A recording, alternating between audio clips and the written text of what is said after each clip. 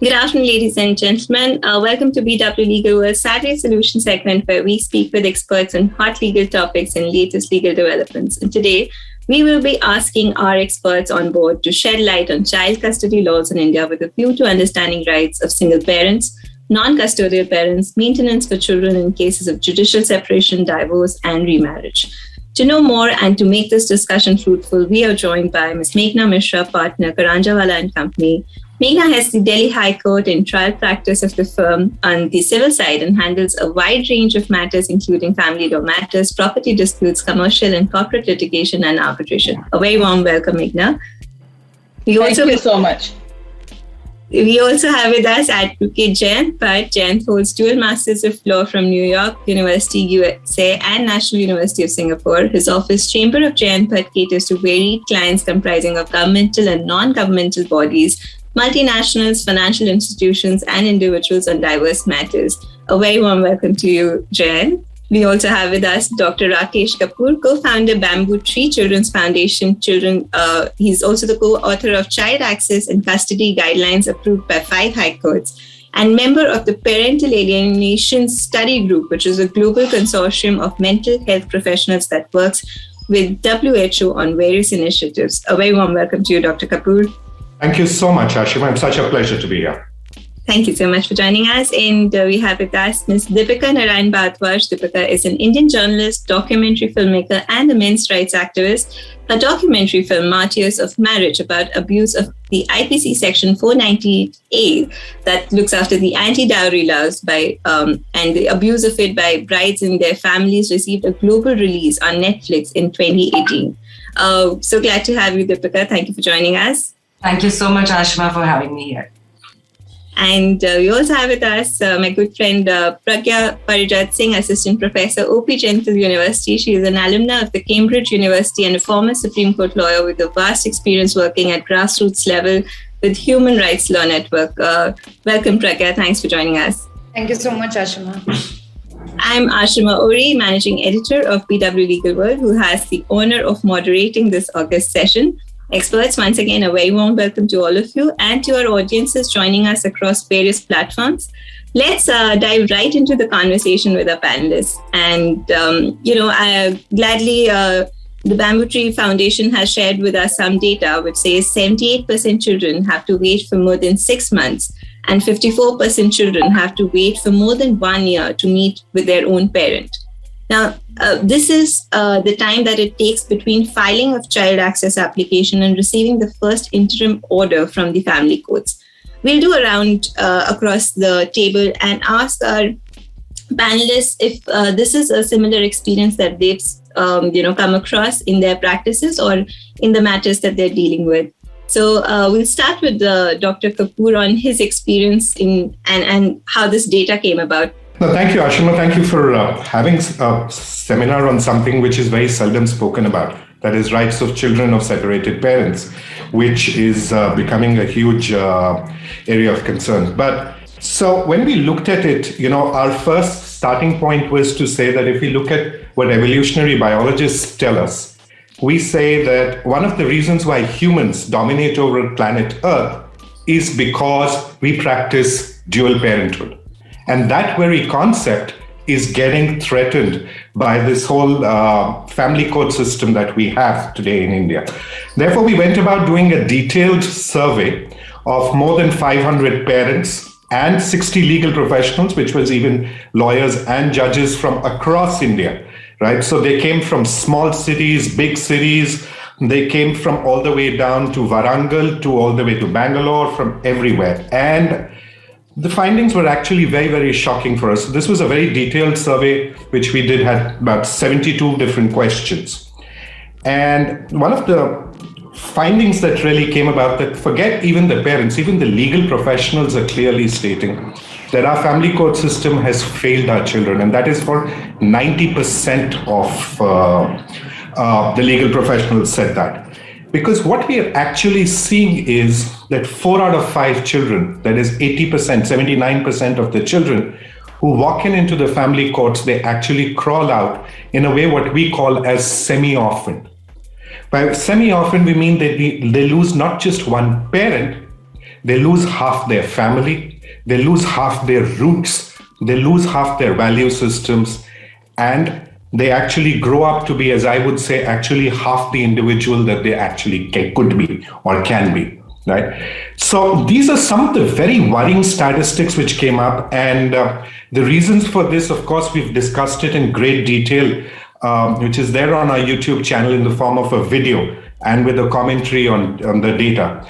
And that set us into the motion of thinking that what changes we could possibly look at, which obviously we'll discuss. But that's where we came about creating this data, which came about.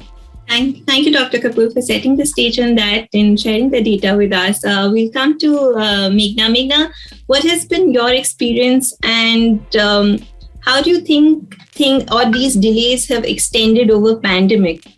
Could you please shed some light on that? Sure. You see, unfortunately, our system is adversarial, and so therefore every process is long drawn.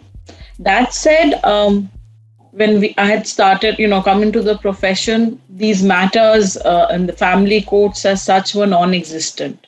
So a lot of work has actually gone into creating infrastructure, creating courts, getting people, counselors on board, and so to ensure that the welfare and our acts as they stand, the welfare of the child is paramount. And that's something that across, I find all judgments and all benches, if you read the case law, that is what is paramount. But yes, there is no running away from the fact that there is delay. And in family matters of personal nature, you need much quicker system which must evolve. If whatever is required, if it needs more benches sitting, that needs to be done. Unfortunately, pandemic has made it much worse. My personal experience has been that even matters when they were filed, the first listing, Ashima, and that's really unfortunate, was a few months away. So that completely defeats the entire purpose. And it's not just about the custody, it's also about maintenance and welfare, about school fees being paid, and there are, many instances even now where women are not working or the man is not employed, maybe the woman's working, where maintenance is required and is an urgent relief that is needed. So on such matters, there is definitely a need that a quicker system is put in place. And we already, since we've worked on the infrastructure availability, perhaps what is just needed is to increase the number of these courts, because we are no longer in a situation where, initially just to share, when I joined the profession, in a single court on a day, you would find one or two matrimonial disputes or, getting listed. Today, we have family courts across each district, several courts which are taking up these matters. So since the quantum has gone up drastically, we need to get the system augmented in terms of numbers so that the entire purpose doesn't get defeated and lost. Because today, unfortunately, when a client is coming to the court, we have to tell them what is the ground reality. And the reality is, as Dr. Kapur shared, that it could be months before any relief comes about, whether that is visitation or any other. So Thanks, that would be my opening. Yeah, thank you, Meghna. Thank you so much. Unfortunately, yes, the delays are, putting us and the children at stake. But Jayant, coming to you, what has been your experience with the delays and any success on matters after the pandemic as courts open up? Right. So, Meghna, first thing first, India, since last March 2020, since we have witnessed lockdown, COVID wave 1 and 2, practically no trial has been conducted in the courts. We have been getting on block adjournments. And unfortunately, whenever I address a webinar or my young students and young audience, I tell them that it's been 1.5 years since I have not practiced trial in the trial court, and that's very unfortunate. So for that, I don't think the family courts or the courts are to be blamed. I think the nature of pandemic is such that it has taken the world by the storm. So we'd have to first stop blaming the courts only for this. As my predecessor speakers rightly pointed out, the whole concept of setting up family law is to look after the welfare of children and also to ensure that the parents who are fighting, or the families rather, which are fighting with each other in an Indian setup especially, should be taken care of. Just to bring the point home, let me narrate a Urdu couplet, and I'll pause it there because there are other speakers as well, which says, वो खैरियत पूछें तो हैरत में ना पड़ जाना, वो खैरियत पूछें तो हैरत में ना पड़ जाना, परेशान करने वाले कभी अपने भी होते हैं. So, in family law disputes, there are family members who are fighting with each other. It's not an alien component which is bringing an element of dispute to court. And that is something I think we need to focus on. And the courts have already devised a mechanism of conciliation. There are mediations, there are pre-litigation mediation and post-litigation mediation happening. Obviously, there are multiple litigation disputes which are enumerated in multiple laws, across different statutes in the country. So I think we are in good place. But then again, I think all said and done, the nature of our judiciary falls in the hand of Parliament in terms of funding is concerned, so that we can have more courtrooms and more judges to take care of the building pressure on the judiciary. Thank you, Jayant. Very well put. We are fighting family. It's not easy. Deepika, coming to you, what has been your experience? And we often talk about how this impacts children and women. But I'm sure you have more insights on how this impacts the men as well. So please, would you shed some light on that? Yes, Ashima, I, unlike all my co-panelists, I come from a very personal experience of dealing with men who are undergoing separation with their wives. And in a lot of cases, kids are involved. And I have had very, very, heart-wrenching experiences where a father has not been able to see his child for months and months, sometimes years. And I think before pandemic also, it's not just pandemic, before pandemic also. For years, I've been now talking to fathers who have been separated from their kids. And honestly, getting visitation is also a struggle. Custody is a distant dream altogether. And unfortunately, if I may actually say this, it is said that welfare of child is kept on priority. But in my experience, or from all the men who have come to me and spoken about their experiences, I think the judges tend to be largely biased towards the mother, no matter how good the father has been in the upbringing of the child. So even for visitation, and now during pandemic, we have had virtual hearings and everything has gone virtual. But I know of fathers who have waited for months and months to just get half an hour conversation with the child. And the worst thing is that even when you get this access, the entire control is so much in the hands of mother. And I really apologize for making my experience or the sharing one-sided, but it is because of the kind of people I deal with. I usually, deal with a lot of men who are victims of the legal system. So there are months after months they first get visitation, and then when they're also having a conversation, the control is entirely in the hands of the mother. So she could say, Wi-Fi is not working. She could say the child does not want to speak. So there is a lot of helplessness that I see, and amongst fathers particularly, and they just don't know what to do about it. And I've seen them suffering for months and years, somebody has not seen their kid for months, somebody has not seen their kid for years. And that's why I say, if we keep the welfare of child as a priority, then I think it's very important for judges at least to have a small little conversation with the child as well, on what does the child want, what's the bond of the child with both the parents has been. And my submission honestly is, whether the non-custodial parent is a father or a mother, I think both parents deserve to be in the life of their child, and I think that should be the major priority.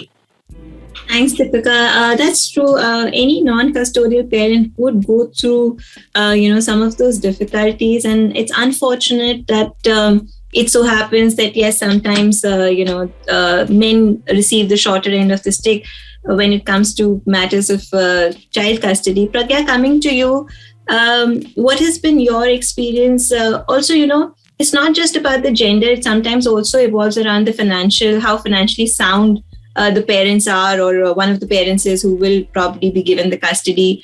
Now, in these matters, what has been your experience? We'll start there and then we'll do another round of asking everyone about the tips. Okay. So see, Mr. Anonymous once said that the worst type of animosity is the one between the husband and wife. And unfortunately, the one who's at the receiving end is the kid. And also they say that family courts are the one where worst can be seen in the best people. So, worst emotions are displayed by the best people. So courts are the places where I have personally encountered different type of emotions in distinct cases. So to say that one case fits all would not be correct. Regarding the idea that welfare of the child is paramount, absolutely. So this is where the parents patriae jurisdiction of the court comes into foreplay, or state for that matter. So state assumes on itself the duty to take care of the child. Honestly speaking, how things have developed over the period of time, just like Meghna ma'am has said that initially when these courts were set up, there were hardly 2-3 cases listed up each day. But now if you see, there are like 40-50 cases listed up every day. So we do have short-term plans and long-term plans. My personal experience per se when it comes to finances is definitely that the first challenge for the parent who's not financially well off is that mental angle that they don't have money. If they're not able to take care of the child, I'm sure that the opposite party is going to take advantage of that, and they are going to. So there are a lot of misnomers also around this idea, due to which they do not even approach the court, and they're ready to carry on with this violence. They're ready to jailify all sort of these things which they shouldn't, just because of that inherent fear that they might lose their child because they are not financially well off. However, the law is very clear, and we do have certain landmark judgments, just like Ubale versus Ubale. And then in 2015, we also had this Law Commission's detailed report, which categorically mentioned that in India, we do not really recognize the idea of joint parenting. So it's at the end of the day, we tend to give visitation right to somebody and custody to somebody. But in India, we are now treading towards a direction where co-parenting is also evolving. And at the same time, there are certain landmark judgments which clearly say that even if a mother or a father is not financially well off, it doesn't mean that the child, that they will be bereft of the custody of the child. And at the same time, we need to see that these personal laws are very conflicting in nature. They are definitely gender biased. However, we also at the same time have this Guardianship Act, which is very secular in nature. And it's very clear in certain landmark judgments that by any chance, personal law is not supposed to supersede a neutral law. So yes, welfare of the child is paramount, and the judges are walking on a very, they're literally treading, and they have to maintain that sort of balance. And personally, I've encountered that they do interact with the child. They know that the kids can be tutored. So they call them inside their chambers. They ask them all sort of questions, good and bad. They have counselors along with them. So yes, we are moving in a better direction. So outrightly saying that nothing is happening would not really be correct. But yes, betterment is still on the way, and there's a lot of scope to do better about it. Thanks, Pragya. A good point mentioned there on shared parenting. I also see a lot of our attendees, echoing the same sentiment and asking why shared parenting is not a concept in India. Before we go there, we will come to understanding the sort of, avenues that we have for people wanting to separate. So, Meghna, coming to you, we've had this discussion before, but in light of child custody again, could we know from you that parents wanting to separate, what is going to be, the status of children when it comes to judicial separation, divorce, and remarriage? We'll just take an overview first, and then we'll delve into the nitty-gritties of it. Sure. So broadly, a judicial separation is suggested in scenarios where there may be some hope of a reconciliation over a period of time. Whereas divorce would be, once done, there is no going back unless you remarry the same person.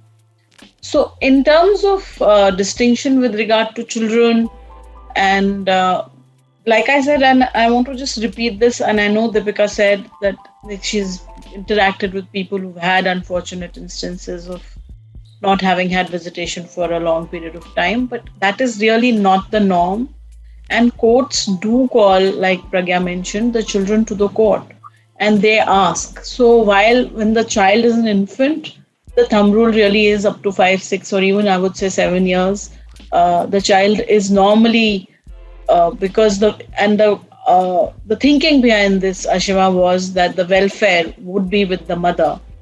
That said, in today's scenario, a lot of fathers are the primary caregivers after the initial, infant stage. So, and you do find, especially in the bigger cities, that men are coming forward doing household chores and taking care of the children. So it really depends on each case, and it would depend on the facts. And that's where the child being called, and typically in Delhi, after about 7 years, or even sometimes where a request is made that, the estranged parent who doesn't have access or visitation can come to the court and say that while we were together, I did have a good relationship. And the sooner you get to the court to start asserting that is better, because especially in scenarios, Ashima, where the child is younger, there the difficulty is, they don't have a very long memory.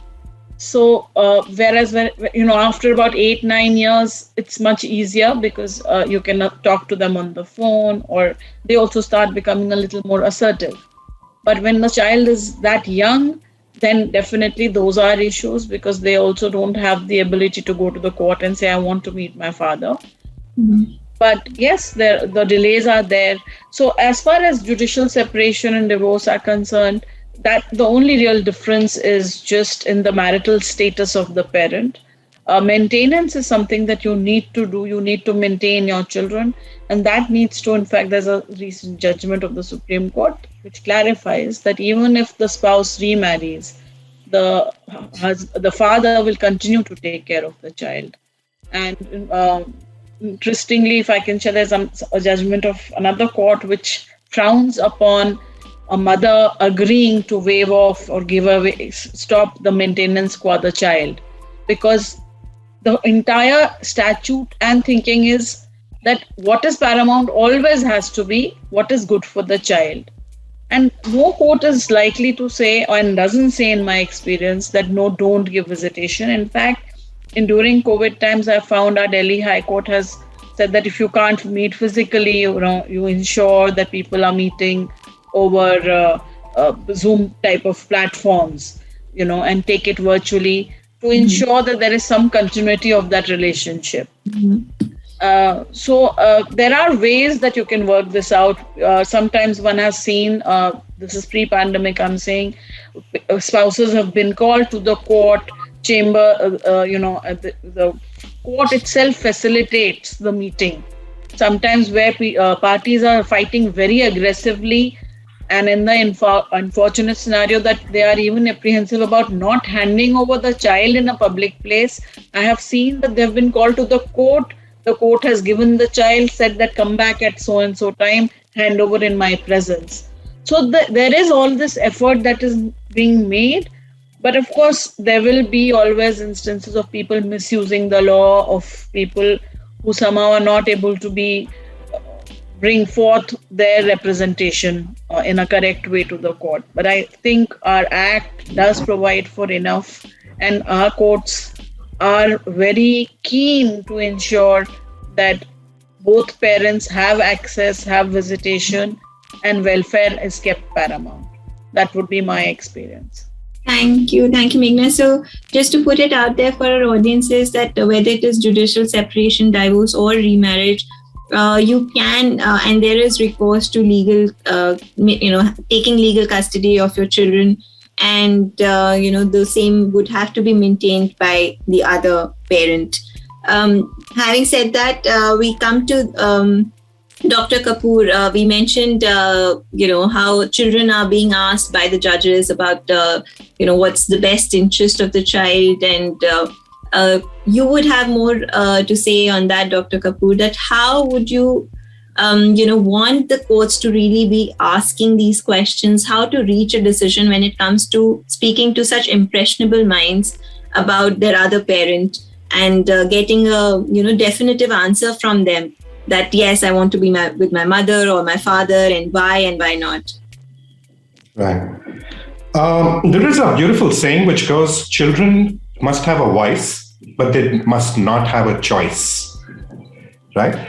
So what I'm going to do is, because, I'm a little, a little concerned with the discussion that has had so far of we thinking about the issues as something which happens at the extreme, and the courts are doing a great job, right? At the cost of, or at the risk of really, let me take you through actually a typical case which happens in 80%. And that would tell you that today, as a norm, children are being abused, right? So let's just start with, let's say a non-custodial parent files a certain case under Guardians and Wards Act. It takes on an average 9 to 14 months before that person, whom let's call him the non-custodial parent gets any access to the child. Now let's look at it.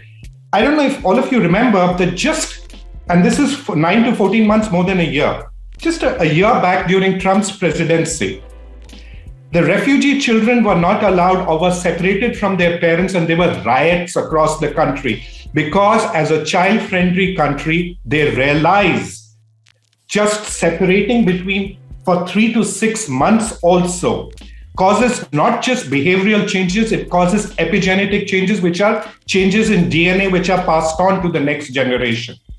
Now, let's say even if that person has got the visitation order, I hate the word visitation, but I'm saying visitation order. What is the average amount of visitation do you think they get?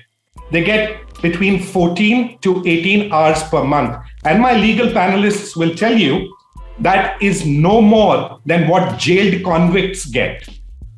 So what we are talking about is the fathers or the mothers, the non-custodial parent is relegated to be like a jailed convict in the life of a parent, in the life of the child. Now let's say, does this parent even get access to telephone during vacations, school, medical information? Less than 10% of orders are such. Therefore, this is the norm. We keep discussing and we keep, moving on the sidelines saying, these are rare cases, these are extreme cases. No, these are not extreme cases. This is the reality of our judicial family court system. Now comes the more important part. The person has got such minimal orders. What amount of these orders actually get complied with? Less than 1/3. 2/3 of the orders, 67, there is blatant contempt and violation of the orders. Let's say what is even more worrying for me is what happens after that. What is the response of the judiciary? In 95% of the cases, there is zero response. That means they ignore it completely. Now that has been ignored, now what happens? During this time, contempt applications, other applications come in, and a period of about 2.5 years typically have passed by before the father or the mother or the child, non-custodial parent and the child, get to meet each other. Let's say now they've got to meet. During this time comes what I call as the elephant in the room, or the worst form, which a lot of us think as, it's tutoring, brainwashing, what is known as parental alienation, right? Parental alienation is not a husband-wife feud. It is a recognized form of severe child abuse, which leads to, and this is coming from scientific research, which leads to outcomes worse than sexual abuse of children. These children have their lifespan cut short, life expectancy cut short by 20 years. Parental alienation is no different than murder by slow poisoning, right? Now, the judge typically calls the child to the court for, let's say there is an interview. Let me first remind all my legal panelists, I'm sorry, I'm not a lawyer, so I don't wish to tread on your territory. Section 7(1) of the Juvenile Justice Act clearly states no child should ever be called or exposed to a premises which even resemble a court. Are we saying that our children of separated parents, do you I have to help. I feel angry. I'm sorry to actually say that. Does one even realize the trauma that is going on in a child's mind when they're asking them, who do you want to live with, the mother or the father? That's like asking a child, how about if I ask the panelists here, do you want your right hand or your left hand? I'm going to take one away from you. That is not how children, and what is the amount of time typically that these judges spend with their with the child to find out what is known as the voice of the child, right? And these are all, what I'm giving you figures are all documented survey findings and coming from huge. So they spend typically 14 to 15 minutes with the child. It takes, and this is, I'm speaking for my community, it takes even the most trained child psychiatrist 45-minute sessions, 2 to 3 of them, to just bond with the child. And we expect our overburdened judges in 15 minutes to be able to elicit the voice of the child. How is that possible? Now, typically this happens and the child is absolutely. So once the child comes to the court for these kind of child interviews, what happens? The child says, I don't want to meet with this parent, right? Because it's 2.5, 3 years have passed by. And then what happens? Now that the child has been told that he refuses to meet with, the judges and both the non-custodial parents give up. And we've heard, lastly, I would just like to say, we talk a lot about COVID orphans which are there. In the last 2 years, the number of COVID semi-orphans or half orphans that we've created, because there were at least 2 PILs in the Supreme Court saying at least allow them virtual interaction. No such order. And it's not as if that, this is something unique in India. Countries like UK, US, passed orders saying, because they realize the importance of both parents in a child's life. They passed orders during COVID exempting all parents traveling for meeting their parents. They said the lockdown does not impact them. They must go and meet their children. Because we all realize, I think we in our media channels and everywhere, we talk a lot about the problem of COVID is, of course, the physical illness which is there, right? But what we call as the long COVID, the mental impact on these children of not going to school, of not being able to meet with their parent, we actually are creating a mentally dysfunctional society. So therefore, lastly, sorry for the long monologue, but I would just like to say, this is not something that we are talking about that's happening on the extreme. There is certified child abuse happening on a daily basis, and we are completely turning a blind eye to it. Thank you, Dr. Kapur. Some really disturbing stats and insights there. Jayant, coming to you, Dr. Kapur mentioned how there is a violation of these orders. And correct me if I'm wrong, that the logic usually that the law's logic is not to disturb the settled, and even in cases of illegal custody, sometimes when there's violation of orders and the say the custody is given to the mother, but the father will take away the kid under the pretext of just going out, and then will make sure that the mother never sees the kid again. And these are cases that happen, and vice versa, can be true for any gender. Now, what happens in that scenario? Could we hear more from you on the legal perspective? Right. So, Ashima, look, the first thing that we need to understand is we don't need to go hammer and tongs against the system. Not because I speak as an officer of the court or I don't see the fallacy or the pitfalls that there are in our system. But please understand that people come to court because they either need relief or they need justice. Now, the judges or the lawyers do not tell families to fight. We don't tell people to get married. We don't tell people to get divorced either. There is a mechanism. You have the law of the land. You are free to exercise that law of the land. It's not just true for any family matter. It's true for any contractual, constitutional, criminal, or whatever matter which may come to the fore. So I'm not going to hang the judiciary without a fair trial. That is number one.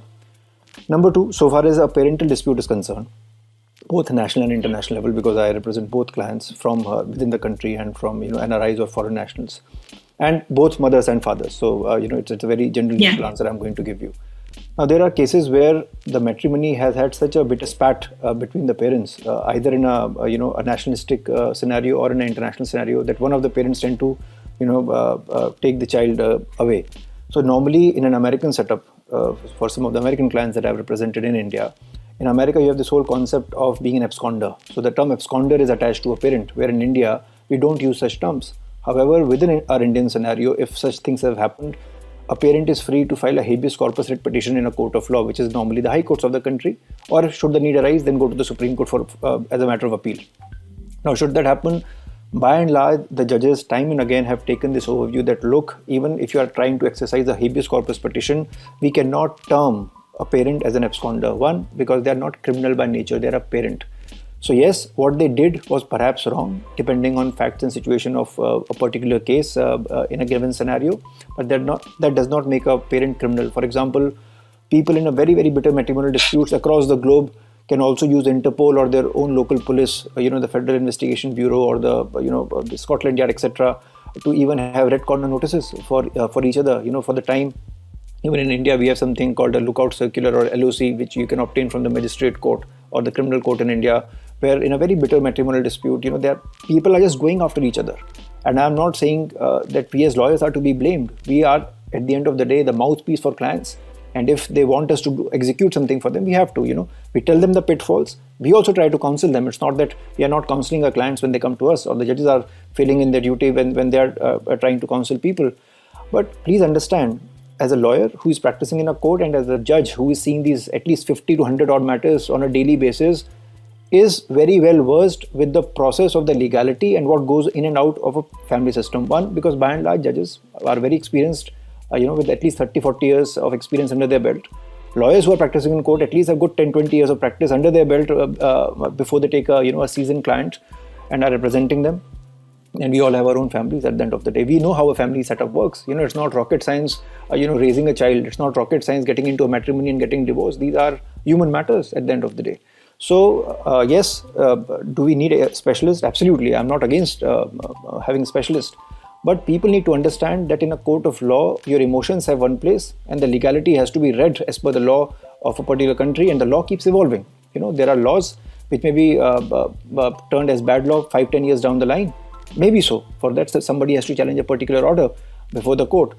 So it's not that the judicial system or the lawyers are not doing anything. On the contrary, I would say the way the family law jurisprudence has evolved in this country, at least in the last 5 to 7 years, has been phenomenal. The whole concept of parens patriae, which is that a court has to come as a welfare guardian of a child. The court has to step into the shoes of a parent. If one of the parent is erring in their duty, has really, been read into a lot of judgments in our country. So I think the courts have been, have taken the bull by the horns, if I may say so, and have been very, very active in terms of even warning the, errant parents, telling them, look, we can see right through you as to your conduct. If you're not paying maintenance to a child, if the maintenance is awarded by them. And we already have a concept of contempt of court. So if a parent, despite an order being given either to a mother or to a father in terms of maintenance, in terms of visitation, in terms of custody, in terms of meeting rights, in terms of a relief being given to the grandparents, in case of non-compliance, can always file a contempt petition, and they are taken very, very seriously by the courts, be it a district court, be it a high court, be it a Supreme Court. And off and on, you would have also read in so many news articles or news channels that courts have reprimanded these erring parties. So I don't think the courts are erring. People still abide by the court order because they have the fear of law, because otherwise they'll be sent to jail. It's as simple as that. Look, no judge or no court or no lawyer in the country said, go divorce your child. Parents get divorced because, they get married. But you cannot divorce a child. The jurisprudence has evolved in the country that once a parent, always a parent. And as Meghna ji also rightly pointed out, that even Supreme Court and other high courts have followed suit, that despite the fact that you may remarry, despite the fact that you may remarry 100 times, doesn't matter, till the time a child attains 18 years of age or an adulthood as per the Indian law, you have to take care of their upbringing, their education, their basic, care and concern. Those things have to be taken care of. And in so many maintenance matters in my chamber, I have seen, if any party is erring, we file execution petitions, we file contempt of court.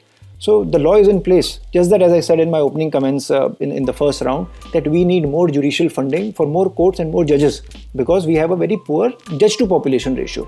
But that does not in any way translate that the judges and the lawyers are not performing their duties. Thank you, Jayant, for putting out the letter and spirit of law being in place and at the, there to help the people and parents. I see a lot of questions and statements coming from all our attendees. I would just request them very quickly that if you have any specific questions, would you please, send them in our Q&A section, and we'll take it up shortly with our panelists. So requesting all of your statements to be converted into questions into the Q&A section. In the meantime, I'll come to Deepika. Deepika, we heard about a lot of judgments and maintenance, how the courts have directed fathers to maintain their children until they attain majority. There's also a recent Supreme Court judgment that says that liability and responsibility of a father to maintain the child continues to the age of majority despite resolution of marriage of the parents. Now, what has been your experience with fathers having to maintain? Have they wanted to not maintain their children, or have they wanted the mothers to maintain the children? We'd like to know some of your experiences as well. Could I request you to unmute, please? Yeah. I'm sorry. Ashima, in my experience, yes, I try to remain very balanced whenever I share things. I've seen a lot of fathers absolutely willing to pay maintenance, absolutely maintenance, not just for the child ke liye, so they want to do everything that they can do on this planet Earth, but they are very bruised inside because they're not able to see their kid. So I have seen some cases in which fathers have not given maintenance, and they say, मुझे मेरे बच्चे को भी नहीं देखने दिया जा रहा, तो मैं क्या मेंटेन करूंगा, है ना? So somewhere they are wrong, somewhere they are also not wrong. And I would humbly like to completely disagree with Mr. Jayant. We have seen n number of men going to jail for not paying maintenance to their wife. I would like to ask Jayant sir, has he ever seen a woman being sent to jail for not showing the kid to the father? मेरी knowledge में, मेरे को 9 साल हो गए इस field में, I have not seen a single mother being even fined probably 500 rupees, rare instance I think I have heard, but except that reprimanding probably, that's also I have not seen much. But I have not seen courts coming down heavily on a mother if she brainwashes the child, completely tutors the child, and completely tries to alienate the child. So that's one thing. And sorry to bring this up, but this has really pained me. Just 2 days back, there's a father who was in Kanpur. He was undergoing this separation from his wife and all that. 6-year-old girl. So I'm assuming if there was a judge who would have asked the girl, about when you're talking about welfare of the child, probably the child would have shared. And there were such cute pictures that came out in the newspaper also showing the bond between the father and the child.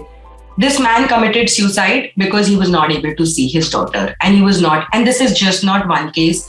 I've had so many men come to me completely suicidal क्योंकि वो अपने बच्चों से नहीं मिल पाते हैं, उनको देख नहीं पाते हैं. I do not have a child. I cannot even imagine that trauma, but I have a niece. And if someone was to tell me that I will not be able to see my niece for 1 month, 2 months, वैसे वो अलग रह रही है तो मुझे कोई दिक्कत नहीं है if she's staying far. But if I'm being forced to not see her when I want to see her, I think that's a great pain. So that's one thing. I have also met kids sometimes when the fathers had the visitation, and I asked them, how do you feel about this whole thing? I've had kids telling me that we feel very broken. We feel we are asked to choose it, which we completely feel very wrong about. And it's not just about custodial issues. I was in a space on Twitter a few days back where I had he's 20-year-old now, but he has been seeing his father and mother litigating for the last 10, 12 years. And he was begging. This child was begging us that please do something. Nobody wants to know what we are going through when our parents fight like that. But I would agree with Jayant sir that neither the courts nor the lawyers, nobody asks these people to fight. They fight by themselves. So that's where my last submission is. 1, I think the Women and Child Development Ministry needs to really focus on this aspect. I do not see much intervention by the WCD ministry on this.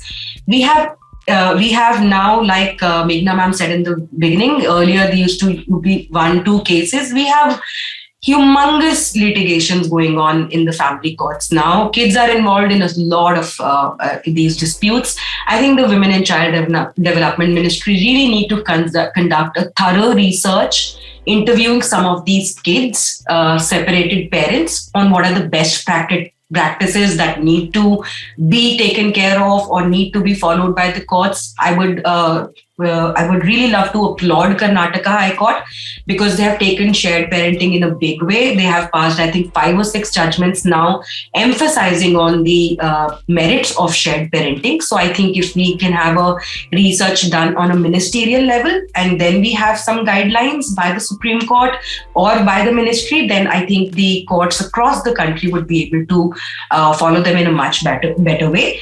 My last submission is I know a friend who is in Gurgaon, he's in advertising. He and his wife went through a bitter divorce. It was not easy. They have a girl and they have been co-parenting the kid. They have not let the wrath of their broken relationship come on the kid. They mutually decide the kid goes and stays with the father also. The kid goes and stays with the mother also. They may be fighting like animals in the background, but in front of their child, they are the best people possible. And so I think it's, of course, there is problem in the judiciary. Of course, there is some problem in the laws and the way they are implemented. I would say there are written statutes to take care of everything. But अगर वो written statutes को उसी zest और spirit में follow किया जाता, तो मेरे ख्याल से इतने सारे लोग इतनी justice की आवाज नहीं उठा रहे होते. So what I'm saying is we have all of those things in place, but at the end of the day, we also have a responsibility to be better human beings. Mothers have responsibility to be better mothers. Fathers have responsibility to be better fathers. And much more than that, I think everybody has better responsibility to be a good parent. So I think like you initiated the question about marriage, divorce and judicial separation and all of that, whatever arrangement it is, I think it's not very tough to keep your fights and bitterness aside and let the child have best of both the parents. No judge can implement that. No lawyer can get that right in place. I think it's only 2 people who can get that right in place. So a lot of responsibility lies on these men and women as well.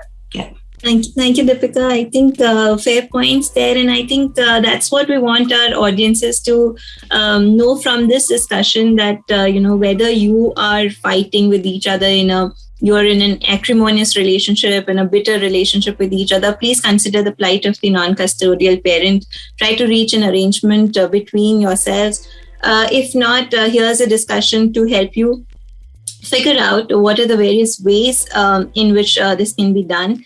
Jayant, before I go to Pragya, Jayant, coming to you briefly on the points that Deepika made about mothers never receiving a harsh sort of punishment when they are at fault, when it comes to getting the children or the fathers to meet. Your quick comment on that. No, I think that's a very valid point that Deepika ji has raised, and a quick rebuttal to that point. Number one, as I mentioned, the cases of habeas corpus, there are a number of judgments available from various high courts across the country where the cases where the mother, especially in an international scenario and being of Indian origin or holding Indian passport, has run away from a particular jurisdiction or within the country, the custody has also been awarded to fathers. Haven't taken the child away, even a minor child away from fathers. There are multiple judgments available. I can email it to you, Deepika ji, later after the session. She can have a look at them, number one. Number two, look, every case is very fact independent. So you have to look at a case from a fact point of view. And I'll tell you from my example. 8 years ago, I was in Tisari, and there was an old client of my senior back then when I was still a junior in a chamber. He was arrested in an FIR, and the lady was left with the child. And she was also subsequently arrested in a criminal matter. So she was brought at about 4 in the evening before the Metropolitan Magistrate, and she was to be sent to Tihar. At that very moment, with just having a pen and paper in my hand, I wrote a bail application. And for the first time in my career, and perhaps the last to date since I practiced, the magistrate on the spot granted her bail order. Why? Not because she was a mother, but there was nobody in her family to take care of the child should she also be sent to jail because her husband is already in jail. So as I said, facts have to be sifted once the judge has to give a judgment. So it's not that that the courts do not come down heavily on women or only on men. I think that's a misnomer. And anybody, I welcome my panelists who are not, practicing lawyers to come to family courts at least for 1 week continuously and watch all the matters. And they will see that it's not a automatic mode of, giving judgments or orders in every case. Judges see every case, every file properly. Yes, there are delays. I'm not defending the delays in court system. But I'm saying that judges have, to apply the judicial mind to every case because every fact is different. There are cases where there may be case of remarriage. There is a case where there may be no ward. There may be cases where there may be children or stepchildren involved. So every case is different, and we cannot, put a blanket comment on judiciary that they are not doing, their duty properly. So I think that's a misnomer. That's the only thing I wanted to point out. And yes, as I said, the laws are already in place. And there are judgments, which go in favor of both the genders. And in my own practice, as I told you, I represent both husbands and wives, and we counsel them. And, as lawyers, we know, when a mother is right or when a father is wrong, or when a father is right or a mother is wrong. So there is no black and white, sometimes there are a lot of gray areas involved, especially in Indian scenario where there are extended families involved, where there are grandparents involved, where there are emotions involved. I have seen people even slapping each other right out of the courtroom. So sometimes we have to abate those fights. So, people have a lot of angst, as I said, against each other, which then percolates to, to the judges and lawyers, and then we get the bad name for, getting a failed marriage, which parties failed themselves. Thank you, Jayant. Ashima, just quickly, I'm not going to make it very long, but just few things. Jayant, sir, I'm sure you would know this. We are not a signatory to the Hague Treaty, so I just want to bring in one more aspect. Since he spoke about international disputes, I am in touch with a lot of fathers and a mother as well. Jahan pe it's a case that one of the parents ran away with the kid, and overwhelmingly it is more mothers who have come to India. And there was a law commission. There was an entire committee sat on that and to discuss on whether we should be signatory to Hague or not. So all of these cases which I'm talking about here, they have been fighting for years and years. In fact, one of the families right now here in India to actually meet their ward because they have to fly again and again just to spend some 1 or 2 days with the kid. And even though the kid was really, really attached to the father, the court did not pay any heed. And the father has been coming to India to have some sort of semblance of being in relationship with his kid, and he flies down every time. So I'm not too sure international in how many cases, but I'm sure, sir, if you're saying there would be cases, but international parental child abduction is also an issue. I just wanted to let their voice be heard because I see so many comments also by people who are living abroad. Their kids have been taken to India, and the courts, from whatever I have, all the people who have come and shared their experiences with me, it's not very easy to take a child out of India if one of the parent has brought the kid to India.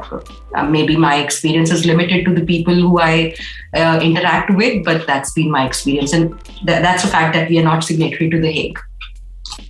Thank you, Deepika. Jen, before I come back to you on any other comments to this, I think a lot of people have sent us questions. So we'll take that up and requesting panelists to spare, some 10-15 minutes over one, if that's possible, so that we're able to take all these questions from our attendees. Pragya, I'll come to you Ashima, may I just interject in just one small thing I wanted to mention? Yeah, right? Sure. This question of each case being from fact to fact based, I think we blow it out of proportion. Truthfully, 80% of the cases are exactly the same. And that is what our survey has found out. Sure, 20% of the cases, there may be certain differences and things like that. But my real question is, in those 80% of the cases, we've actually studied the orders. Like Deepika mentioned, in this thing, there are probably 4 or 5 orders of shared parenting. There are 2 orders in this entire country where parental alienation has made any difference, right? As I simply say, we can have these amazing 5-10 orders, but that constitutes less than 0.1% of the population actually fighting. So the 99% of the people have this problem, and yet we go on quoting those 1% orders and start saying, oh yes, our justice system is doing a great job. That's all I want to say. Thank you, Dr. Kapur. We hear everyone's sentiments here, and of course, in your varied experiences, all of this is certainly, disturbing to know that how things are really happening on the ground, even though there is law to protect the rights of parents and children. Let's hear it from our attendees, their queries. And in our closing comments, let's look at how we can, how the jurisprudence on this needs to evolve, or how things can be done better. Before we go there, Pragya, coming to you with one of the questions. I'm just reading it out. This is for you, but I'll read. There's a part of the question which is also for Dr. Kapur. So I'll start with the whole question. India is not ready for shared parenting. My question to Dr. Kapur: what are your organizational plans to break this mindset? Dr. Kapur will come back to this later, but there's a question for Pragya. Which law says India is not ready for shared parenting? So we don't have a settled jurisprudence per se, or we don't have any particular section that says that we need to have shared parenting. However, the usual trend in the courts is that we end up giving the custody or the guardianship to one of the parents. So we are moving towards the direction where it is now believed that it would be better if both the parents see. It's not a pick and choose scenario. So it is definitely advisable, and even courts take it seriously, that it would be nicer if we give a co-parenting rights to both the. So one of its own kinds, a type of a case that I did in 2017 in Karkaduma court. It was a ugly spat between the husband and wife, and I might not really be able to say yes to what Dr. Kapur is saying, that 80% of the cases are alike. Facts are very different in each and every case. And even if in toto, it might look that it is a spat between the husband and wife, but the matter is that the factual case, the factual scenario is so different, so unique in its own sense, that when you apply it in totality over that particular case, a judge has to take a different direction in those particular matters. So on that basis, we don't have any particular law that prohibits that co-parenting should not be done. We are moving towards that direction. As on date, we don't have any particular section that says that yes, co-parenting needs to be done. But at the same time, I was discussing about this case that I did in Karkaduma court. So the judge said that since the situation is very complicated between the husband and wife, I would really want the counsels for both the parties to prepare a parenting plan. I'm going to analyze it properly. You have to take care of 3-4 parameters, how to provide good education to the kid, ethical upbringing, this economic well-being of the child. And once you prepare all these things, then you come to us. So this was one of its own kind. And I was really amazed that even at a trial stage, a court is cognizant of the fact that this is something which is very important before reaching a conclusion. So rather than making this child custody a gender issue, I think it would be really wrong to say that if we are narrowing it down to a men versus women issue, it would not really be correct, because I have clients where I have represented interests of both men and women, and it's not really fair to say that one of the parent is always at the receiving end, and it's very painful. It's very traumatic to see parents fighting, bickering over bad things, and the child has to go through all these things. So the idea is that now we should move in the direction where it's not easy to forget what is there between the husband and wife, but at the same time, it's not about the ego. You have brought a new child, you've brought a new life to this, you've brought a new person to this planet. So at least the least you can do is to be respectful enough to forget your differences and be kind enough to this person. And henceforth, I believe that counseling, providing counselors, psychologists, and a panel of people who will help a judge, all these things cumulatively will really help deciding the future of the child in a better manner. Thank you, Pragya, for sharing those reforms with us, how we can move forward. There's another question and request Jayant to take this up, please. This is from David Anthony. Hello, sir. My ex-wife has taken my son to USA along with her, and she's working there. I have filed GOP here to at least get a visit. She's threatening not returning to India. What can I do here in India to see my son? A lot many questions, by the panelist. I think, look, I'll have to see what juncture of case, or what are the cases that you have filed. Were there any cases that you previously filed in India against which she has, flew to US? Is she an American citizen? Is she an Indian citizen? There are multiple facts, as Pragya ji also pointed out, that we have to look before I can give you, any advice or any opinion. But habeas corpus, as I said, please file habeas corpus if you haven't. Wherever, which city or which state you are in, contact a lawyer there and ask them to file a habeas corpus. It's very powerful. Amongst the embassies, also people coordinate once a habeas corpus is filed, or once a child is even taken abroad, to other nations. This is one of the best rates, especially if the child is Indian citizen and born on Indian soil. If the child is also a foreign citizen, then you'll have to initiate proceedings in America and engage a local attorney there. All right. So you said that the embassies can also be engaged in this matter to... for official communications, to convey the court orders, yeah. Yes, and just in case if the marriage has taken place in India and the parents have once at a point in time resided here and the citizenship of the child is also Indian, then you can also obtain an ex parte ad interim order from the court, wherever the matrimonial house was or wherever the marriage took place. So Pragya, just to break it down for the common viewers, what exactly would this mean?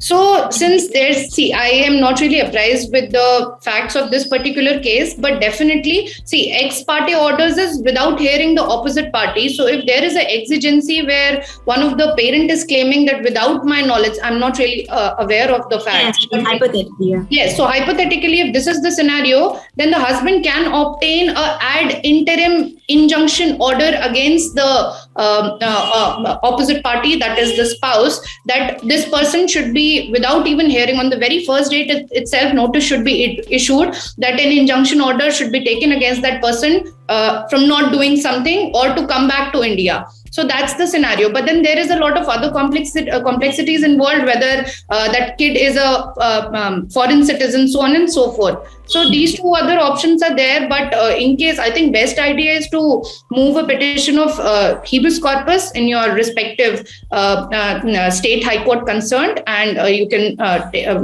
get these enforced by sending applications to the embassies concerned. And representation is something which is very important. So I think immediate representation should be sent to the embassy at the very first place. So, Pragya, just to understand for a lot of our non-English speakers or, other people, when you say a habeas corpus petition can be filed, what is the, life cycle of this petition? How long does it take for people to finally see the light at the end of the tunnel? अगर कोई ये petition डालता है, उसको कितना time लगेगा अपने, बच्चे को देखने के लिए, and how does this really work? Okay, so in the most simplistic terms, habeas corpus का मतलब होता है कि आप बॉडी को प्रेजेंट करें, कोई मिसिंग है, बॉडी को प्रेजेंट किया जाए. ये हमारा कानूनी अधिकार है, मौलिक अधिकार है. This is one of our fundamental rights. So there is a hierarchy of courts. There are district courts, high courts, and there's Supreme Court. But in the interest of justice, sometimes there's a situation where it becomes difficult if a person will be directed कि पहले आप थाने जाइए, फिर आप complain करिए, फिर आप trial court जाइए, उसके बाद आप यहाँ पर आइए. So usually एक सीढ़ी बनी हुई है जहाँ स्टेप बाय स्टेप आपको चलना पड़ता है. But in situations like these, we have 5 writs that are provided by the Indian Constitution to us. तो आईने भारत में 5 ये जो writs मिली हैं, उनमें से एक है habeas corpus, जिसमें इंसान सीधे हाई कोर्ट जा सकता है या सीधे समटाइम्स सुप्रीम कोर्ट भी जा सकता है. हाउएवर ये आपसे बोला जाता है कि आप पहले हाई कोर्ट जाइए, वहां पे आप कोर्ट के सामने पेटिशन डालते हैं और आप वहां पे बताते हैं कि ऐसे ऐसे इंसान मिसिंग है और इसको मुझे प्रोवाइड किया जाए. यदि आपको उस इंसान के वेयर अबाउट्स नहीं पता है तो आप मैंडमस के डायरेक्शन डाल सकते हैं, मैंडमस की रिट फाइल कर सकते हैं. But in case you are aware that the kid is missing or the child is missing and I believe that the child is with this person, then you have to file a petition for habeas corpus. So in that scenario, I don't know how correct it would be to say कि कितने कम समय में conclude हो जाएगी, but usually writs are listed up within 2 to 3 days. तो आज यदि आपने फाइलिंग की है 2 से 3 दिन वर्किंग डेज के अंदर मैटर यूजुअली टेकअप हो जाता है. नोटिस अगर कोर्ट को जेन्युइनली लगता है कि यहाँ पे स्ट्रॉन्ग रीजंस हैं तो वो विद इन आई थिंक 2 से 3 डेट्स के अंदर वो कर देंगे. इफ लमसम अगर आपको देखा जाए तो मुझे लगता है रिट्स में 4 to 5 वर्किंग मंथ्स में कुछ ना कुछ एक ऑर्डर आ जाता है, भले वो एक इंटरिम ऑर्डर ही क्यों ना हो. And then it is open to the parties whether they want to challenge. But then again saying, ये केविएट है कि ये कहना बहुत मुश्किल होगा कि हिबिस कॉर्पस की पिटिशंस सिर्फ 5 महीने में या 6 महीने में ही कंक्लूड हो जाती हैं, ये 1 साल लगता है. But on an average 6 months का ड्यूरेशन मैं कह सकती हूँ. बाकी Jayant sir, if you have something to add, या मेघना ma'am please correct me if I am wrong. Coming to Jayant first. Jayant, anything else you'd like to add in terms of international matters? Sorry, and otherwise, yeah. See. So what Pragya has already covered, I think, is the right mandate for habeas corpus. It's around stake about 6 months on a conservative side. Normally, writs are also expedited early because in a habeas corpus, the police is also involved in terms. Let's say if you're not only, let's say the child has been taken away, that is one scenario, but also if the parent, despite repetitive efforts, is not being able to meet the child or being threatened, be it a mother or a father, then obviously first thing before you file a habeas corpus is to go to a concerned police station in your area and file a report of a missing person if you do not know, because sometimes what parents do, they go and go underground, so we do not know the actual whereabouts of a child. They may have traveled boundaries within the country or international boundaries. That may also happen. I am filing a lot of habeas corpus across the country for multiple clients, both local and international. So that becomes a problem sometimes in identifying. So the first pit stop for a habeas corpus is go to your local police station, because a police report is normally sought by the judges also when you're filing a habeas corpus, and a police help and assistance is also taken by the courts in identifying the whereabouts or the phone call location or call detail records, etc. All those things are taken place. Normally, if it's a case of within India, let's say, so maybe a month or two, a short date is given, because the mandate of any writ petition in High Court under Article 226 or 32 of for the Constitution, the idea is to quickly dispose them off. So I'm not saying all the parents should or all the fighting parties should resort to habeas corpus should the need not arise. But if you do not know about the whereabouts of your children or your child, habeas corpus is definitely a sure method to go and along read with the writ of mandamus, as Pragya ji has already rightly pointed out. Thank you, Jayant. Coming to Meghna, there's also another question. If you could take that up alongside any other additional points that you'd like to make here. What is your opinion on false POCSO cases being filed against the non-custodial parent, again to sabotage the child's rights? Okay, so false cases being filed. So first of all, one point that I think I think Deepika made, which I think is something which, while we are discussing, yes, the legal remedies and the legal system, essentially what happens is that in cases where children are involved, and this, across and all parents, this is a plea to all parents who are embroiled in these disputes and their families, to not misuse law in these ways. Whether it's a cruelty, dowry, whether false rape cases or a false POSCO complaint, all of this is just complete rampant misuse, which, if welfare of the child is what is paramount as per law, and that is the endeavor of our system as legal practitioners or as judges. Women who misuse dowry complaints, for example, and false complaints which have been deprecated by the Supreme Court so strongly. Now, any such acts which are done, they just pull the entire system, which is anyways crumbling because of the pressure. It just delays it, and you see what has happened now. Women have misused it, and it just delays. And now when you file a complaint, for example, an inquiry needs to be done before any action will be taken. There's no presumption. So you, as a woman and as a practicing lawyer, I always feel, and my advice always is, do not indulge in this. And I know there are lawyers who advise that file this case, build the pressure, file a CAW complaint. It's almost like a package complaint. Yeah, like a package. And you have to see what are the facts of your case.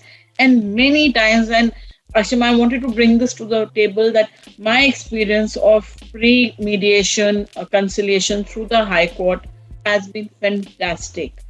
Parties who are not otherwise willing to just speak to each other, visitation has been allowed, has been brought forth.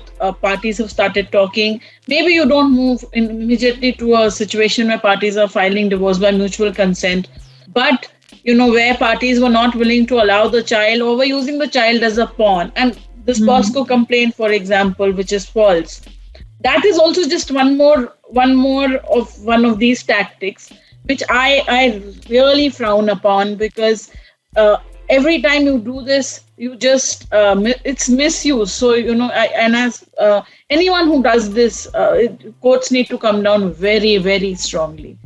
And I know Deepika is doing a lot of work on this, so maybe she wants to add. But ultimately, as people who form part of the system, we all as lawyers also must stop this. And we should not look at just one case, because you just fail the entire system ultimately. True. I just want to add a small little thing over there. I have been in the space of dealing with people who have been falsely accused and dealing with the system while they were innocent for a long time. But two things that have impacted me personally a lot, and I just am in awe of how low can a human being drop, is false POXO cases and false rape cases.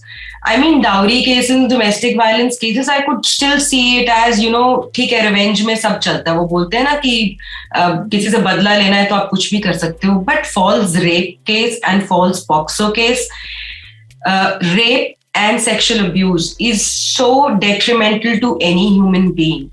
To make a mockery of it by claiming that it happened with you when it did not happen is so obnoxious. Right now, and it just boggles my mind, sometimes. An educated teacher has an educated doctor sister of hers making a fake medical complaint of a 6-year-old kid to implicate the husband, who she has already separated since last 3-4 years.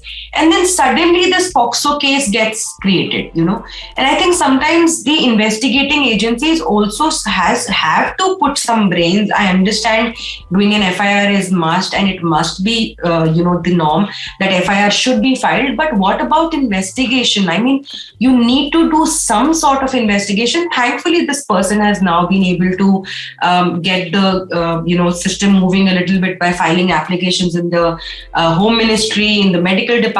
It came out that the medical record did not have any entry in the records over there, and this doctor fabricated it, and now there's an inquiry set up. But that happens in rare cases. So I don't know what to do, but I think as hard as the courts really need to come down on rapists, people who sexually abuse anybody, as harsh the punishment of those crime base, I'm sorry to say I have not seen the same zest in the judiciary to punish people who file false cases. And I think we are only breaking down our own system. And I think we are only doing not just wrong to the innocent men who are falsely implicated like this, and a lot of women also nowadays, but you are doing greater harm to genuine victims, or women, girls, boys who are victims of rape, sexual abuse, sexual assault. I have made India's sons only because it took 30 years or more for the misuse of 498A to be taken seriously. Yeah. I do not want that something as serious as false rape cases to go through that longer process. I do not want our Supreme Court to someday say that, do not immediately arrest, because a lot of rape complaints are now turning out to be false. That should not happen. That would be so wrong. So Jayant, to answer your question, just my last submission, there are now a lot of false POXO cases happening in custody battles. I am aware of those. If 4 or 5 parents can get together and approach the Supreme Court, that this is now becoming, one more tool in the hands of people to be abused, and seek for some guidelines, I think that's the only solution that we could probably have. Thank you, Deepika, on sharing that solution. But we also have a host of other questions to go. So if I may request our panelists to spare some more time, say another 15-20 minutes. We'll quickly go through the Q&A and then come back for closing remarks. If Ashima, there's a question that in fact, I'm reading it since so long, and I feel the pain of this woman who's asked this. And this sort of emphasizes that actually, Pragya, this is absolutely not a gender issue. I understand it happens to all. But I would like to believe that a little overwhelming majority of people not getting access to their kids are fathers. But here's a question from Veena, and she says, Madam, I have not been allowed to see my 12-year-old since last 3 years. Until now, court has not taken any step against the respondent. What can I do? If somebody could answer her legally. Yeah, Deepika, I was just coming to that we'll request our panelists to, spare some time. Pragya, sorry. Ashima, I've typed answers to 4 of the questions, and I think I'm going to type the answer for the legal questions. So I've given answers to 4 of them, and I try to give answers to as much. Thank you, Pragya. So I was just hoping that we would quickly just take all the questions. I'll just read them out. Then one by one, we'll come back instead of coming after one question and answer. Let me just take a holistic view of this because we have too many questions and we can't go one by one. So I'll read out all the questions, and then whatever common guidelines or guidance, you all can provide, that would be great. So there's another question. So we've heard about the international false cases, of course. Then there is a question on, if a wife is highly qualified and postgraduate, she's working before marriage and now she's not working, and asking about 70% of maintenance from the husband. Please suggest, what can be done here. If the women or the mothers are qualified enough to maintain their children on their own. That's one sort of a common question I see. There's another one on how are we supposed to build a bond with our children for a few hours in a month? Isn't it unfair to the children? Parental alienation is an emotional act of violence that is aimed at an adult but critically wounds a child. That's of course the sentiments of parents coming through. Then we also have questions on any inputs from the government and the Ministry of Child and Welfare. What can they do about some of these things? Then there's also one question on men who have asked wives to abort the child and even had the audacity to say he would need the DNA test to verify if it is his child. So is such a person really worth having access to child when he never belonged or was not ever emotionally or financially available? So that's a case of an absentee father. Then we have, several questions on international perspective we've taken, misusing of laws we've taken. So, some of these questions are repetitive, but we'll try to take some of these holistic view on when people haven't met their children for 2 to 3 years, when there is misuse of laws, and reverse maintenance. So, if a mother can maintain the child instead of the father. So let's hear it from Jayant first. Right, Ashima. So a bunch of questions, and as the panelists already pointed out, and we as lawyers, at least me, Meghna ji, and Pragya ji together, everything is fact-based, and that's why we said fact are so crucial to any case. And you have put 5-6 different questions, and I can give you 15-20 different answers. For that, I'll have to go through them individually. But to sum it up, if there has been a delay for any parent in meeting their child, there are always 2 options. You can either get the judge changed or the lawyer changed. You're always free. You are not a tree. I always tell people, आप अपने वकील से खुश नहीं है, वकील बदलिए. जज से खुश नहीं है, आप जज की ट्रांसफर की भी अर्जी डाल सकते हैं कोर्ट में. ये सारी प्रक्रिया कानून में आपको दी गई है, सारे प्रावधान दिए गए हैं. So that is very important for the normal person, जो lay person जो इसको सुन रहे हैं, इस चीज़ को समझे. क्योंकि कानून में ये बात देखी जाती है कि कई बार हो सकता है कि आपको एक निष्पक्ष मत ना मिल पा रहा हो किसी कोर्ट से, या आपके वकील साहब हो सकता है कि आपके साथ ज़्यादा समर्थन ना दे रहे हो, वकील साहब या साहिबा जो भी हैं, तो आप उनको भी बदल सकते हैं. तो ये कानून में सारी चीज़ें, अगर 3 साल हो गए आपको अपने बच्चों से मिले हुए, तो आप एक अर्ली हियरिंग की एप्लीकेशन डालिए और कोर्ट के सामने ये बात अपनी रखिए कि भाई मुझे 3 साल हो गए, 3 साल is too long a time in anybody's lifespan, कि भाई इतना लंबा ड्यूरेशन कैसे हो गया. Why is the court adjourning a matter? Is there non-application of mind? उसमें आप हाई कोर्ट जा सकते हैं मैंडेमस के रेट में, जैसे कि प्रज्ञा जी ने बोला, टू एक्सपेडाइट अ मैटर, क्योंकि रेट्स हमेशा एक क्विकर सॉल्यूशंस होती हैं इन चीज़ों के लिए. तो that's why it's important to have a good and a educated legal team which can guide you in the right direction. इसलिए मैंने आपसे शुरू में कहा था कि वकीलों को ब्लेम करना बड़ा आसान होता है कि वकील ऐसी बात कर रहे हैं, ये कर रहे हैं. कहते हैं ना कि जब एक उंगली आप किसी इंसान पर उठाते हो 3 उंगली आपकी तरफ भी होती है. तो अगर आपको लगता है कि सिस्टम में कुछ खराबियां हैं, कुछ कमियां हैं, तो सिस्टम मैं और आप ही हैं, कोई तीसरा इंसान नहीं है जो सिस्टम बनाता है. सिस्टम को बदलने के लिए आपको भी पहल करनी पड़ेगी. तो अगर वकील से खुश नहीं है, वकील बदलिए. जज से भी खुश नहीं है तो आप जजेस को भी चेंज कर सकते हैं. दोनों आपके पास पहलू मौजूद हैं इसमें. कस्टडी की आपने एक बात की आशिमा, और क्या आपके 2-3 सवाल थे? कि reverse maintenance, like if the mother can maintain the child, तो क्या फादर पे रिस्पॉन्सिबिलिटी आनी चाहिए, और अगर किसी के ऊपर ये रिस्पॉन्सिबिलिटी है एंड वो उसको पूरा नहीं करते, there's a question on that, somebody flouts the order, the commitments are broken, तो क्या करें? तो देखिए, इस पे एटलीस्ट मैं आपको दिल्ली के अंदर का सिनेरियो बताता हूँ कि क्या हो रहा है, और ये देश भर में कई जगह और हाई कोर्ट ने भी लागू कर दिया है कि अब जो भी पार्टीज मैट्रिमोनी में लड़ाई करती हैं उनसे उनके पिछले 3 साल का बयाना मांगा जाता है. मतलब कि 3 साल की इनकम टैक्स रिटर्न और बैंक स्टेटमेंट मांगे जाते हैं, ताकि कोई भी पार्टी 19-20 ना करे कोर्ट में. तो जो कागजी जो एविडेंस है, जो सबूत कोर्ट मांगता है, वो इसलिए ताकि आपका इन 3 सालों में आप कहाँ पे एम्प्लॉयड थे, आपका बिजनेस था कि नहीं था, आपने टैक्स रिटर्न भरे कि नहीं भरे. अगर टैक्स आप नहीं भरते हैं तो आपके 3 साल के बैंक स्टेटमेंट कितने थे. अगर आप कोई बैंक स्टेटमेंट कंसील करते हैं, कोई डॉक्यूमेंट कंसील करते हैं, तो बाकायदा कोर्ट उस पर हरकत में आएगा, आपके ऊपर कंटेम्प्ट हो सकती है, आपको जेल भी भेजा जा सकता है. मैं आपको अपने क्लाइंट का उदाहरण यहाँ देना चाहता हूँ, जिनकी जब शादी हुई तो उनकी वाइफ उनसे तकरीबन 15 साल बड़ी थी उम्र में, और उनकी जो इनकम थी अपनी वाइफ से कम 1/4 थी. और उनकी वाइफ ने डोमेस्टिक वायलेंस और मेंटेनेंस केस में दावा डाला कोर्ट में कि भाई इनको बोलिए कि मुझे मेंटेन किया जाए, और हमने उस चीज़ को अपोज किया. और कोर्ट में, बाकायदा फैमिली कोर्ट में और महिला कोर्ट में, हम लोगों को ये रिलीफ मिला हस्बैंड के लिए उस दिन कि जो आदमी, मान लीजिए मेरे अगर क्लाइंट उस टाइम 15,000 रुपये कमा रहे हो, तो उनकी जो मिसेस थी वो 1.5 लाख रुपये कमा रही थी. तो कोर्ट ने भी इस बात को मद्देनजर रखते हुए कहा कि ऐसा हम कैसे कर सकते हैं, this is injustice.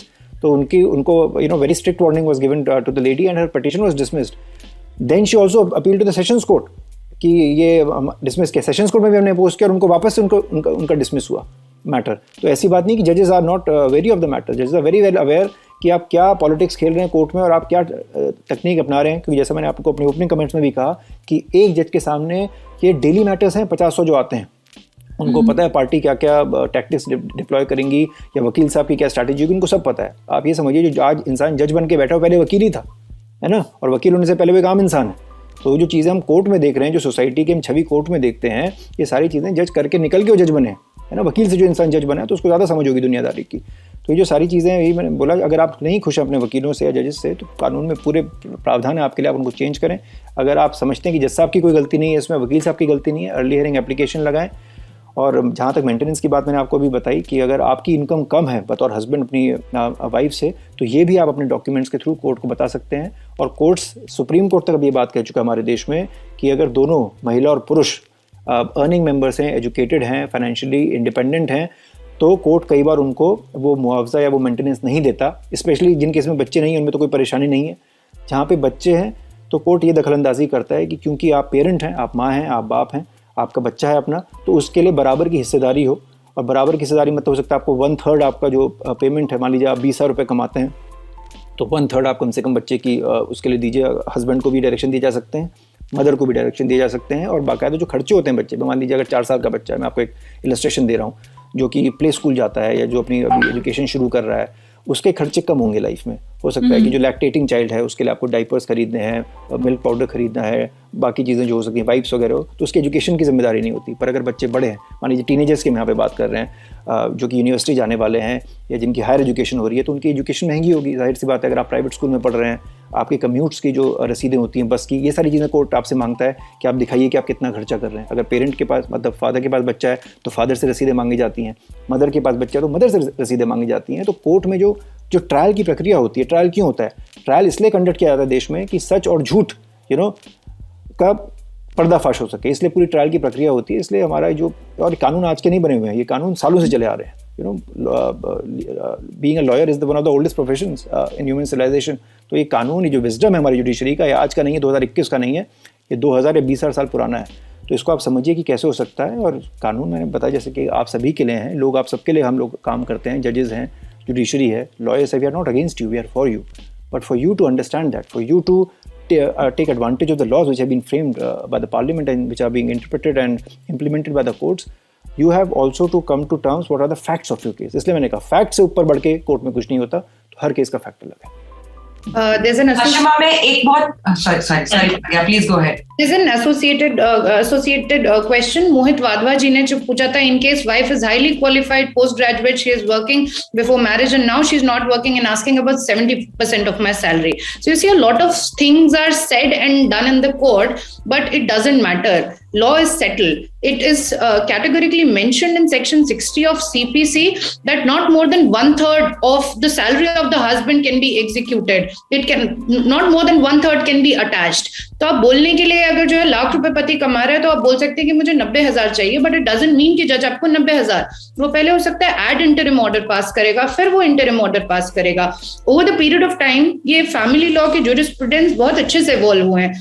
Like Jayant sir said, ये 3 साल का जो ITR रिटर्न्स का पैरामीटर है, दिस इज वेरी गुड. ये दूध का दूध पानी का पानी कर देता है कि दोनों हस्बैंड वाइफ के क्या कोई जॉइंट अकाउंट्स हैं, how much money are they getting, क्या ये अपने टैक्स रिटर्न्स पे कर रहे हैं, इनके कॉमन ATMs हैं, क्या जॉइंट असेट्स हैं, क्या लाइबिलिटीज हैं. Again there is a landmark judgement जो आया था कुसुम शर्मा के केस में, जिसमें फॉर द फर्स्ट टाइम एक बहुत ही डिस्क्रिप्टिव और एग्जॉस्टिव मेंटेनेंस का एफिडेविट फॉर्म होता है जो आपको फिल करना पड़ता है. So before you filing a petition, it's a very exhaustive petition जहां पे आपको एक एक चीज मेंशन करनी पड़ती है कि आप ये पैसा क्यों क्लेम कर रहे हैं, किस किस हक से मांग रहे हैं, डू यू जेन्युइनली थिंक इतना होना चाहिए. तो अगर आप अपने इंटरनेट चार्जेस 1,500 रुपए बता रहे हैं, और ऐसे भी लोग हैं जो अपने बच्चे के जो है साल के खर्चे जो है 5 लाख रुपए बताते हैं, जहां हस्बैंड शायद ऐसा नहीं कमा रहा है या वाइफ नहीं कमा रही है. तो कोर्ट बैलेंस चेक करता है, दोनों की हिसाब हैसियत चेक करता है और उसके हिसाब से ही फिर वो एक वर्डिक्ट पास करता है. So that's the thing.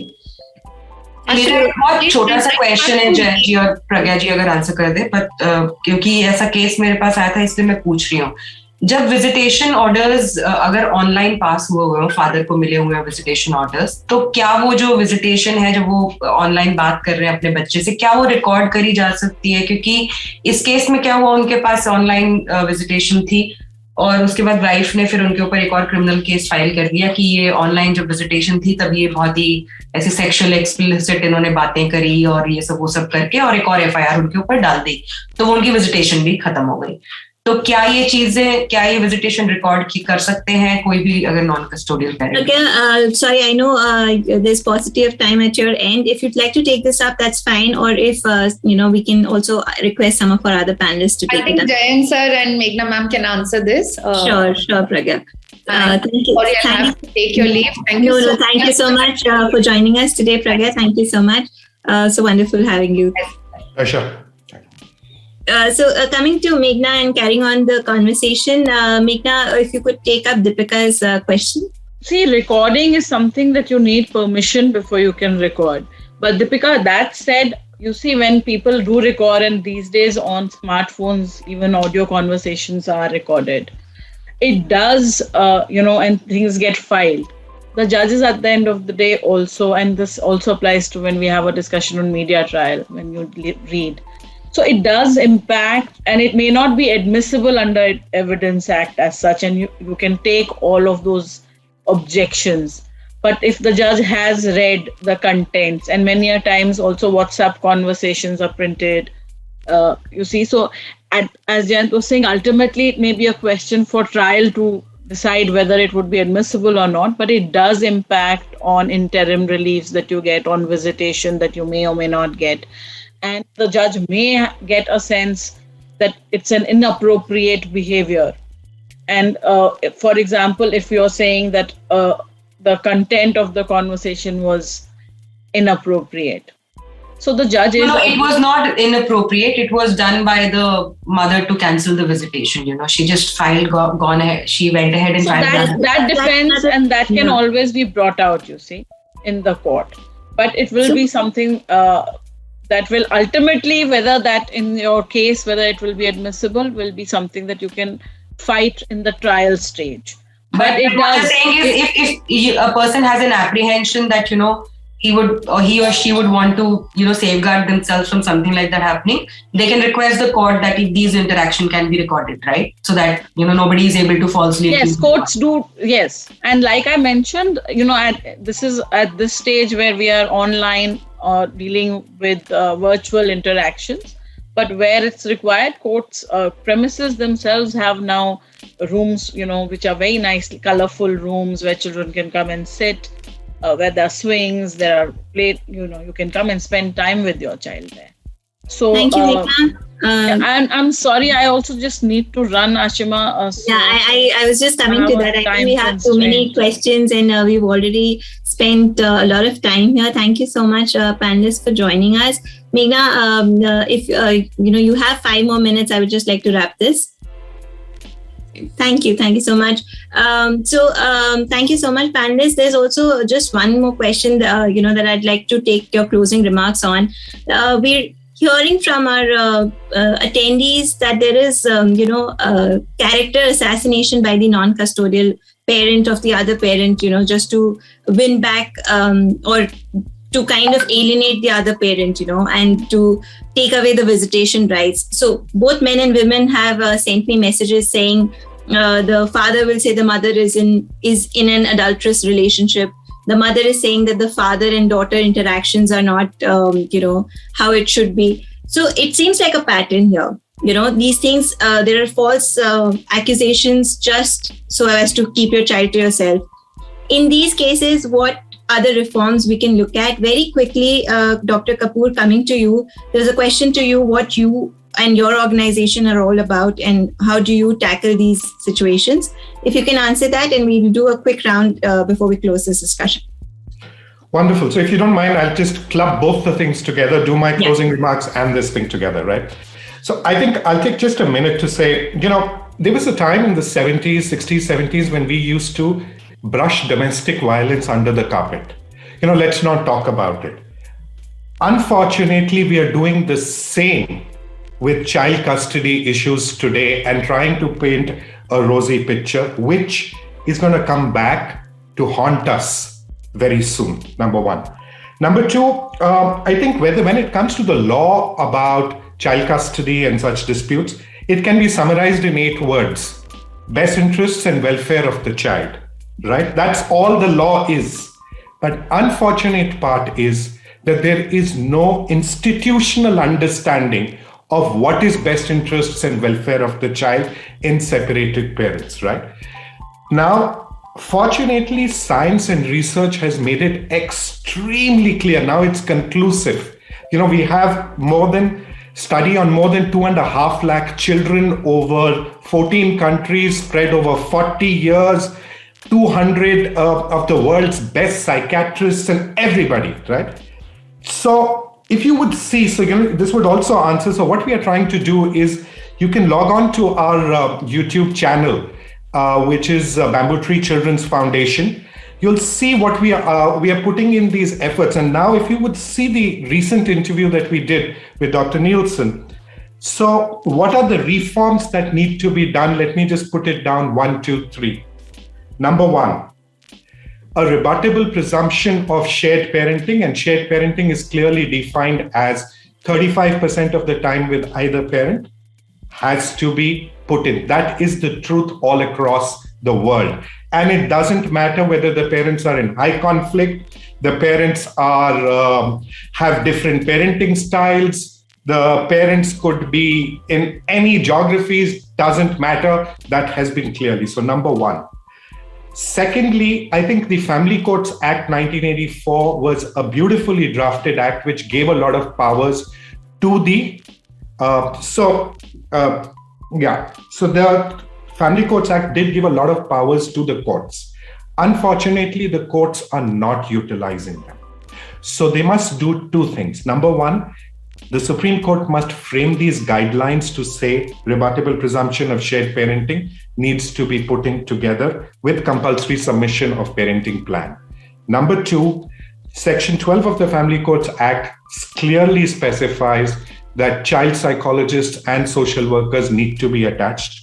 A body like what is there, CAFCAS in UK, needs to be instituted in our family court, which is an independent body of child psychologists, because at the end of the day, a child's best interests and welfare is at the interface of science and law. There is less of law, more of child psychology and child development, which needs to be taken care of. Therefore, a body like that needs to be created within the family court system. So these are the two immediate reforms which can be done without any delay. Thank you, Dr. Kapur. Jayant, your inputs on that. You've already mentioned we need more funding and the judge to population ratio needs to improve. Anything else you'd like to add to it? Look, I can only request the parties to not fight, but I don't think that's going to happen. Parties will still fight, and that's why the lawyers are needed. We don't make people fight, but they fight. So I can't tell people not to marry, they will marry. I can't tell people not to divorce, they will divorce. So, so the net is, please have faith in the system. It's not, all the doom and gloom as you make it out to be. There is always, as we say, light at the end of the tunnel. That is number one. Second, yes, delay. We are all suffering equally because of delay. As I said, I have not done trial in 1.5 years of my practice because of the pandemic. It is something worrisome. The courts have taken cognizance of these things. We are moving in the right directions. But COVID is something which has really, taken us a few years back. At the same time, we have also embraced virtual court hearings, which have expedited the matter, in which I think parents sitting in any corner of the world, in any part of the city, tier 1, tier 2, now they have the access to justice. They can just click on the button, see if their lawyers are arguing properly, see if the matter is being heard online. So we have also made progress.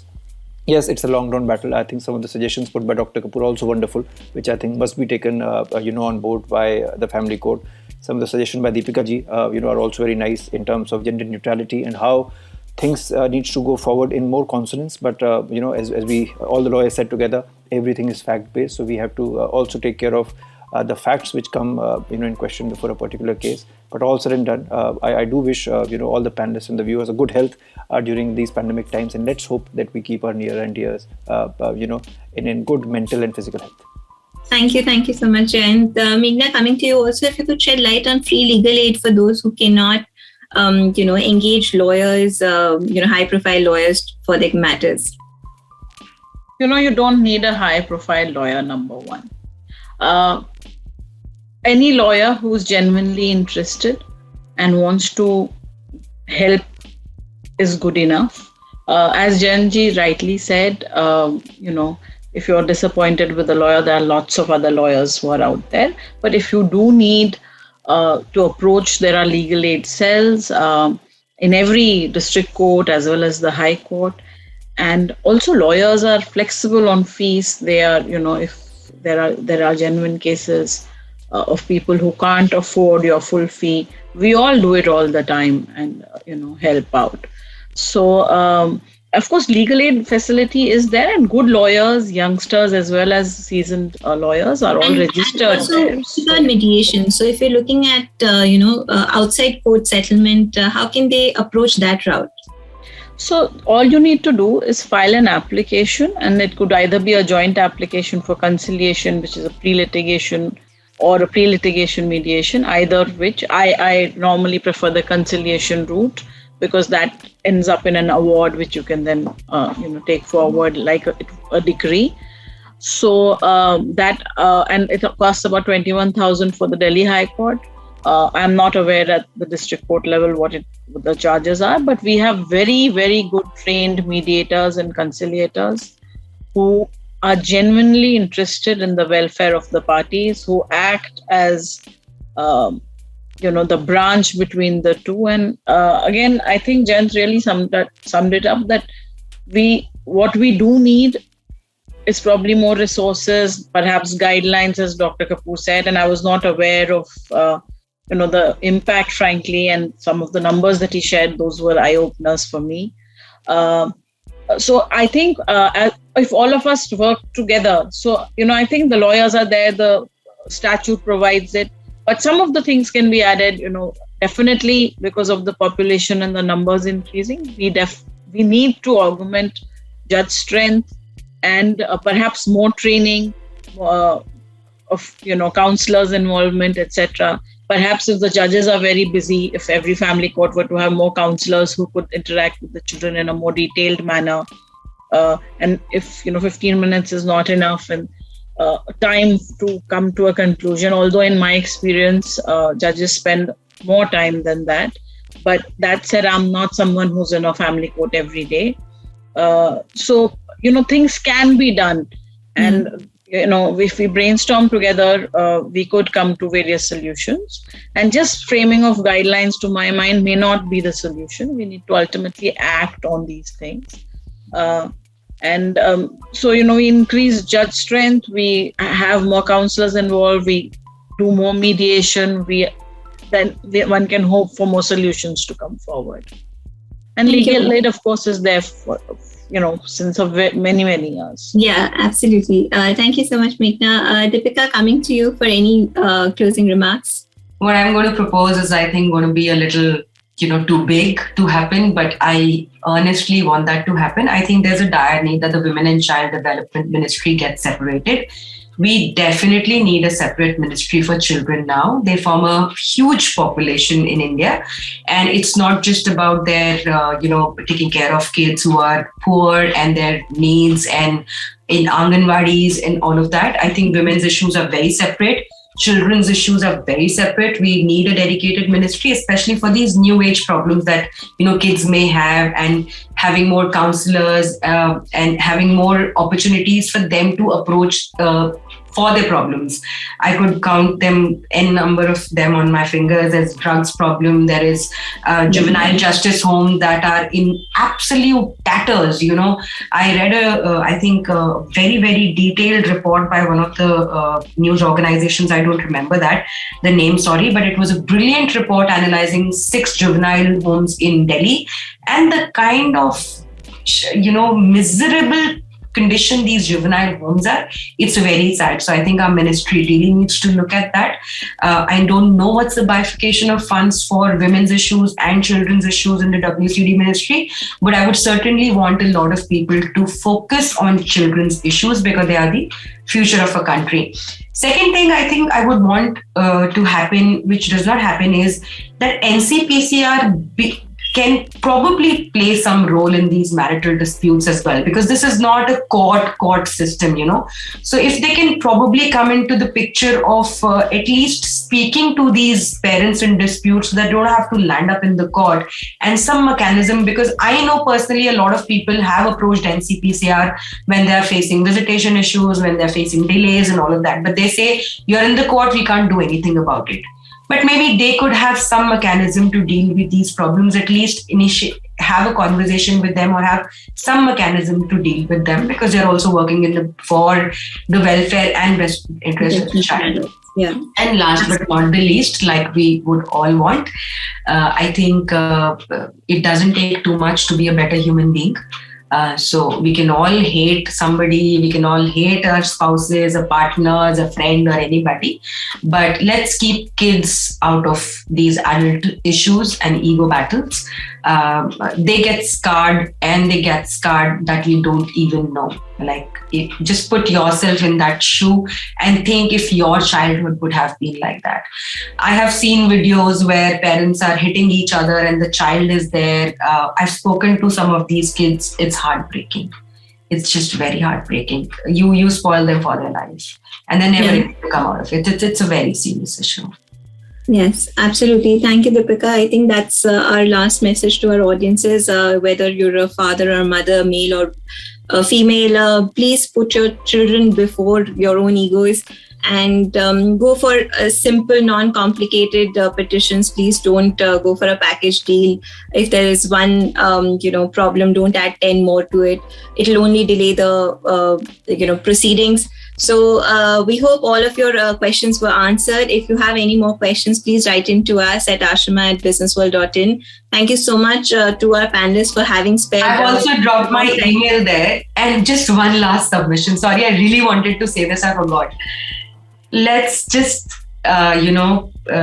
accept that people do move on. I see a lot of these egos because either the man chose the new partner or the woman chose a new partner. Arey bhaiya, let people live happily. You can also, move on in your life. You just किसी और की जिंदगी बर्बाद करके जो idea होता है कि मेरा तो खराब हो गया तो तुम्हारा भी सही, that's such a negative thinking. People really need to come out of that thinking. I think everybody can be happy if they just focus on bettering their life rather than spoiling somebody else's. Thank you so much. Thank you, Deepika. We'll share all of your emails with our attendees. So, we'll take that on us. Thank you so much, panelists, for joining us, sparing, almost 2 hours on a Saturday to take this up. Thank you so much. Really grateful for your time. And what a wonderful conversation. We hope our audiences have benefited. I personally have. And we'll ensure that we take this conversation forward. Thank you so much once again. Thank you.